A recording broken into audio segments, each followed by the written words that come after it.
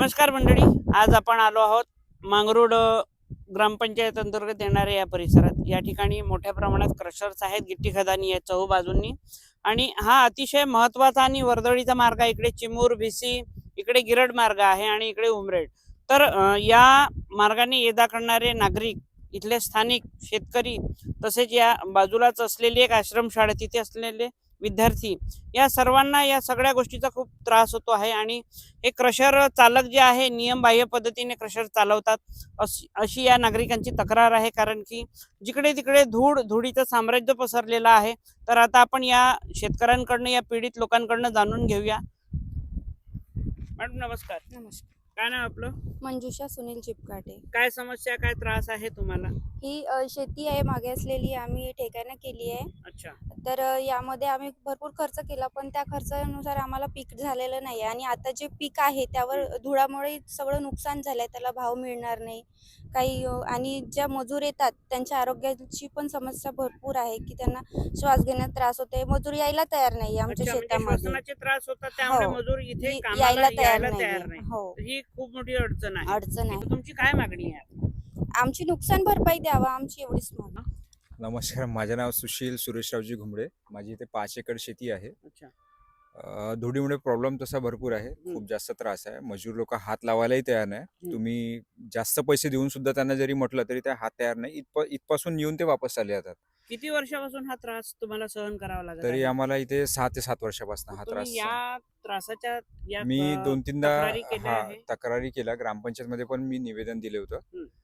Last time मी जेव्हा यांचे जे मालक आहेत क्रशरचे, त्यांच्याशी बोललो तर त्यांनी काही प्रमाणात मला नुकसान भरपाई दिली. पण ती नुकसान भरपाई नसल्यासारखीच आहे. हो. नसल्यासारखीच आहे, अल्प आणखी प्रमाणात आहे. इथे जे नुकसान होते, कारण की इथे कपाशी व्यतिरिक्त दुसरं मी सोयाबीन, चना कोणतंच पीक घेऊ पण नाही शकत इथे. ठीक आहे. आणि भाव वगैरे म्हटलं तर अगर तो काढलेला माल आपण कसं तरी काढलं आणि तिथपर्यंत नेलंही तर त्याच्या किंमत काहीच नाही लागत म्हणजे त्या कोणी घ्यायला मालाची. तयार हो, नाही. ते जिनिंगवाले तर हात लावायला तयार नव्हत्या मालाला. हो, अक्षरशः गाड्या वापस येतात तिथून. आता तुमची मागणी काय आहे मग सरकार? मागणी एक तर यांनी पाण्याचं नियोजन करावं, जेणेकरून धूळ शेतापर्यंत येऊ नये. ठीक आहे. किंवा नाही, अगर नाहीच होत असेल, धूळ अगर नियंत्रण नाही होत, तर एक कमीत कमी 1 महिन्याच्या माना किंवा वार्षिक एक नुकसान भरपाई तरी यांनी बांधून द्यायला पाहिजे. नमस्कार. नमस्कार. आपलं नाव? मी गोवर्धन नारायण बुटे, मुख्याध्यापक, अनुदानित आदिवासी आश्रम शाळा मांगरूळ. म्हणजे ही जी पलीकडे शाळा ही आहे, शाळा आहे ती मी मुख्याध्यापक आहे तिथे. काय समस्या आहे आपल्याला? समस्या, सर्वात मोठी समस्या आहे की ब्लास्टिंग जी होती इथे, त्या ब्लास्टिंगमुळे आमच्या शाळेच्या बऱ्याचशा भिंती म्हणजे क्रॅक झालेल्या आहेत, तडा गेला तडा गेल्या आहे भिंतीला. आणि बरेचसं प्लास्टर आणि स्लॅबचा काही भाग म्हणजे असे पोपडे पडतात खाली. विद्यार्थी वर्गात असतात, अशा वेळेस ब्लास्टिंग झाली तर विद्यार्थ्यांना पण जीविताला हानी होऊ शकते, नक्की. याची संभाव्यता नाकारता येत नाही. हम्म, हम्म. दुसरी गोष्ट म्हणजे इथून उडणारा जो धूळ आहे, संपूर्ण शाळेच्या परिसरातली जी झाडं आहे पूर्णपणे म्हणजे त्यांची जे सच्छिद्रपणा असतो तो नाहीसाच झालेला असतो. त्यामुळे ज्या सीजनमध्ये पावसाळा सुरू असतो फक्त त्यामध्ये त्या कालावधीतच हिरवळ असते, बाकी इतर कालावधीमध्ये झाडांची हिरवळ नष्ट झालेली सगळी असते, झाडे काळवंडलेली काळवंडलेली असतात. त्याचबरोबर विद्यार्थ्यांच्या आरोग्याच्या दृष्टिकोनातून हा जो धूळ आहे त्या धुळामुळे श्वसनाचे आजार झालेले आहेत. तर हे सगळे शेतकरी या ठिकाणी एकवटले आहेत. या क्रशर चालकांच्या विरोधात त्यांची तक्रार आहे. आणि आज या ठिकाणी प्रत्यक्ष पाहणी करण्यासाठी उमरेड उपविभागीय अधिकारी विद्यासागर चव्हाण सर स्वतः आले आहेत आणि ते आता पाहणी करतात. तर आता आपण त्यांच्याकडनं जाणून घेऊया या लोकांना काय त्रास होतो आहे, या क्रशर कशा पद्धतीने चालतात, त्या सगळ्या गोष्टींचा आढावा आपण घेऊ. या ठिकाणी आज शेतकरी आणि गावकरी जमले आहेत मोठ्या प्रमाणात. हे जे खदान चालवणारे आहेत, गिट्टी खदान, यांच्यामुळे खूप मोठ्या प्रमाणात त्रास होतो आहे आणि शेती बाधित झाली आहे, प्रदूषण आहे मोठ्या प्रमाणात. तर आपण आज काय कारवाई करणार आहात? या ठिकाणी श्री स्वप्नील मालके, राहणार मांगरूळ, यांनी काही दिवसापूर्वी प्रशासनाकडे तक्रार केली होती या केजीएन स्टोन क्रशरची. आणि त्यांच्या तक्रारीच्या अनुषंगाने माननीय मंत्री यांनी पण या ठिकाणी स्वतः स्पॉटवर जाऊन तपासणी करण्याचे निर्देश दिलेले होते. त्या अनुषंगाने आज या ठिकाणी मी तहसीलदार भिवापूर, तर आमचे मंडळ अधिकारी आणि संबंधित तलाठी यांना घेऊन इथं आलेलो आहे. तर या ठिकाणी त्यांचा सर्वे नंबर 367 जो आहे, या ठिकाणी क्रशर आहे आणि 366 मधून त्यांनी तात्पुरते परवाने काढून त्या ठिकाणी दगड मुरुमचं उत्खनन केलेलं आहे. तर त्यांच्याकडे असलेली कागदपत्र यांनी सादर यावेळी केलेली आहेत. श्री अन्सारी त्याचे या क्रशरचे धारक आहेत. तर त्यांच्याकडे क्रशर उभा करण्यासाठी आवश्यक असणारं महाराष्ट्र प्रदूषण मंडळाचं MPCB नागपूर यांचं जे परवाना आहे, कन्सेंट टू ऑपरेट, हा 24/9/2026 पर्यंतचा वैध परवाना त्यांच्याकडे आहे. त्या ठिकाणी खदानीतून दगड काढताना जे ब्लास्टिंग करत असल्याची तक्रार आहे, तर त्या ब्लास्टिंग बाबत पण त्यांनी डायरेक्टर जनरल ऑफ माइन्स यांच्याकडून ब्लास्टिंगचा परवाना घेतलेला आहे आणि त्याची मुदत जी आहे ती 16/4/2029 पर्यंतची आहे.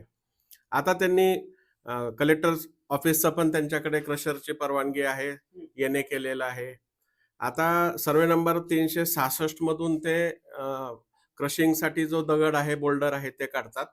तर आतापर्यंत त्यांनी त्यांचा जो 366 हा सर्वे नंबर आहे तो मायनिंग प्लॅन मध्ये आहे आणि मायनिंग प्लॅन मध्ये असल्यामुळे तात्पुरते परवाने ते घेतात. आतापर्यंत 36,000 ब्रासची परमिशन त्यांनी SDO कार्यालय आणि तहसीलदार यांच्याकडून घेतलेली आहे. तर आता प्रत्यक्षात जेव्हा आम्ही पाहणी केली तेव्हा मंजूर परवान्यापेक्षाही त्यांनी अधिकचं उत्खनन केल्याची बाब स्पष्ट झालेली आहे. तर त्याचं अचूक मोजमाप करणं आवश्यक असल्यानं ETS मोजणीचा प्रस्ताव आम्ही आजच या ठिकाणी आपले खनिकर्म संचालनालयाचे जे संचालक आहेत आणि DMO आहेत, डिस्ट्रिक्ट मायनिंग ऑफिसर, त्यांच्याकडे आम्ही पाठवत आहोत आणि या जवळपास नोव्हेंबर 2025 पासूनच त्यांना आम्ही सर्व प्रकारच्या परवानग्या त्या ठिकाणी उत्खननच्या आम्ही बंद केलेल्या आहेत, ऑलरेडी बंद केलेल्या आहेत आणि त्या ठिकाणी उत्खनन पण त्यांना आता थांबवण्याचे डायरेक्शन दिलेत आणि ETS मोजणी झाल्यावर जो काही त्यांचा अतिरिक्त उत्खननचा अहवाल येईल त्यानुसार दंडात्मक कारवाई ही केल्या जाईल. काही शेतकरी या ठिकाणी उपस्थित आहेत. तर या क्रशरमुळं तसेच तेथील उत्खनन, धूळ, वाहतूक यामुळे जे काही प्रदूषण होत आहे त्याबाबत पिकांचं नुकसान होत असल्याची बाब त्यांनी मान्य केलेली आहे. परंतु जे इथं उपस्थित शेतकरी आहेत, सुरेश या ठिकाणी शारदा हिंगे आहेत, आशिष बोकडे आहेत, बाकीचे पण आहेत.